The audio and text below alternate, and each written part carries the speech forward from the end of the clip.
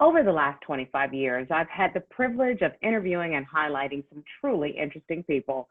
Everyone who is anyone, both the famous and the infamous, from presidents and their first ladies to kings and queens, movie stars and pop stars, captains of industry, heads of state, sports personalities, innovative entrepreneurs, and some pretty fascinating everyday people.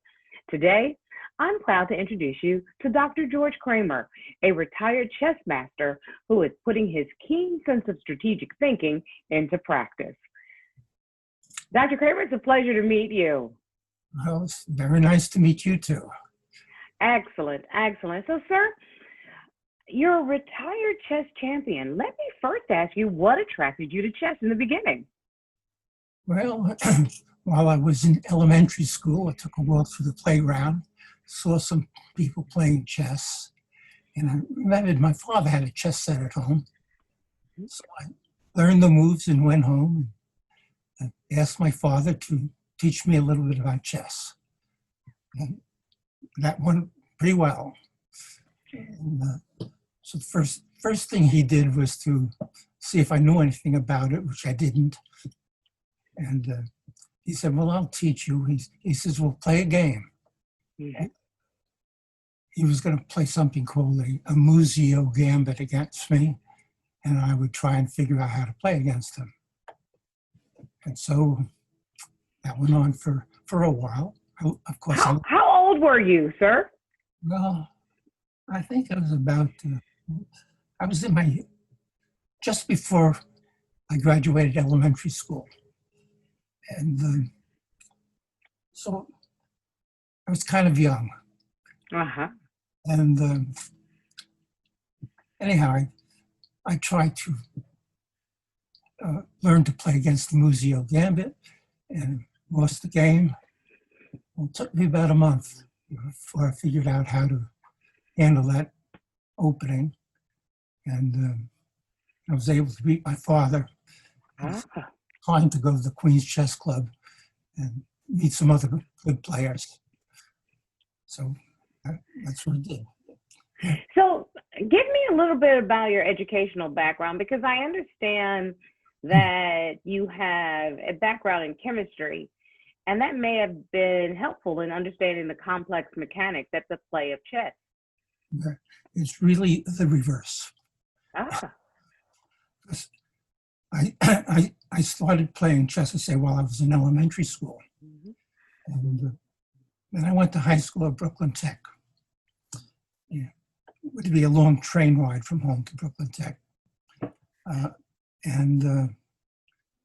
Actually, well, in Brooklyn Tech was a very nice school. I loved it a lot, but I played more chess than school studies. Not interested. Tech had a chess club, which met on Friday afternoons. So I joined that. And then I became a member of their chess team.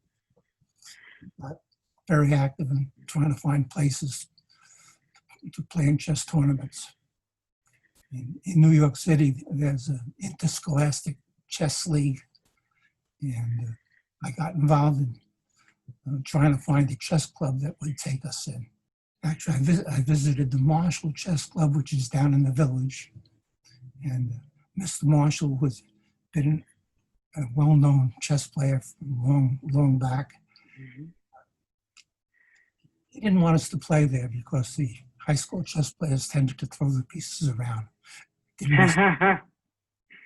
So I left that club and went to the Manhattan Chess Club, which was about 59th Street. And I had played one game there a while back.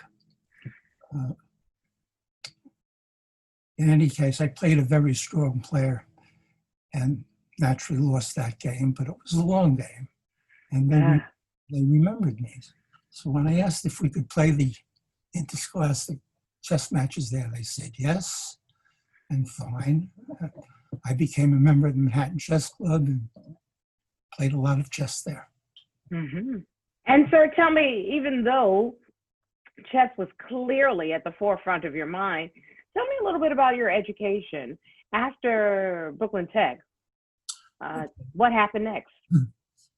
Well, uh, after Brooklyn Tech, I graduated, of course, and went to Queens College. And while in Queens College, I eventually became a chemistry major, which the courses were fine. But again, I played a lot of chess, played a lot more chess than chemistry.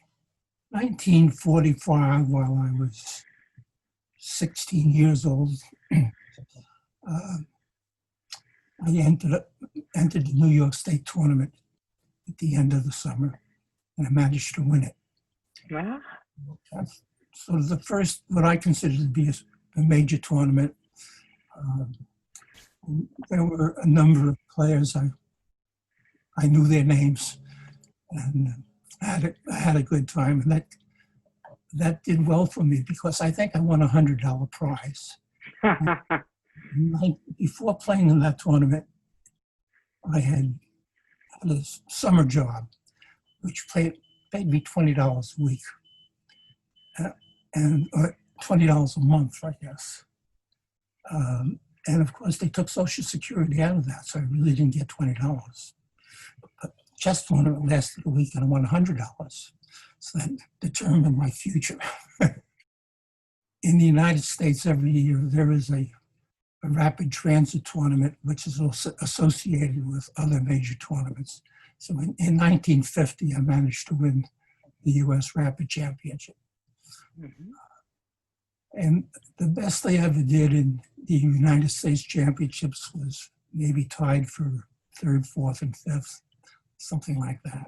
Let me just interrupt you for a minute and say, now that you've retired from professional play, have any other games interested you? Professionally, no. I do that. I have picked up and played a lot of bridge. My wife was a good bridge player, and I had played some bridge while I was in college. And then when I retired from my chemistry career, I went back and started to play bridge with my wife. Well, my wife was really an excellent bridge player, but she didn't like to play in large tournaments. So we would play in local clubs a few times a week. So, I'm curious, George, do you think that chess provides any transferable skills to other areas of life? Yes. Tell me what they are. What do you think? Well, if you play serious chess, you're really training your mind to think a little bit, think a lot about what you're doing. But the good chess players are intense in whatever they're doing. And if you think about the backgrounds of chess players, they come from all walks of life. Like some of them from professional scientists. Strategic thinking seems to play a part in pretty much everything a chess master ends up doing. So how would you advise others looking to gain experience in chess?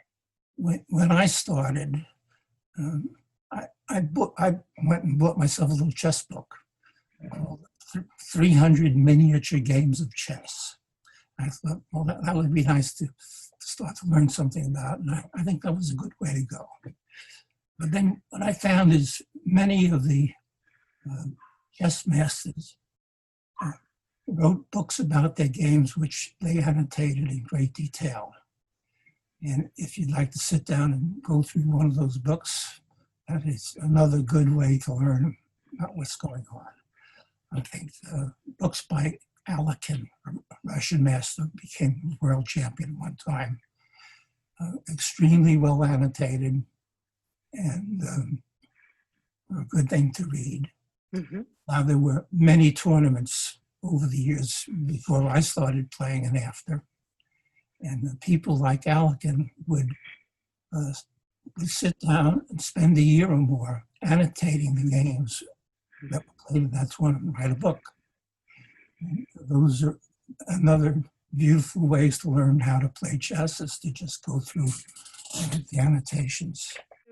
George, I just would love to give you the opportunity to make sure you leave the viewer with at least one little nugget of information as it relates to chess. What's the one thing you'd like the viewer of this video feature to walk away with?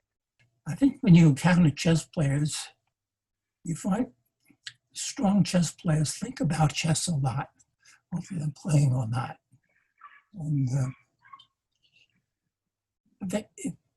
it's a good thing to do. The chess players are also, by and large, very friendly people. I would agree with that, sir. Very much so indeed. Thank you very much for your time today. I'm glad we had this opportunity to chat and for me to get a little more insight to that strategic mind of yours. Thank you again. Okay, thanks. Bye-bye.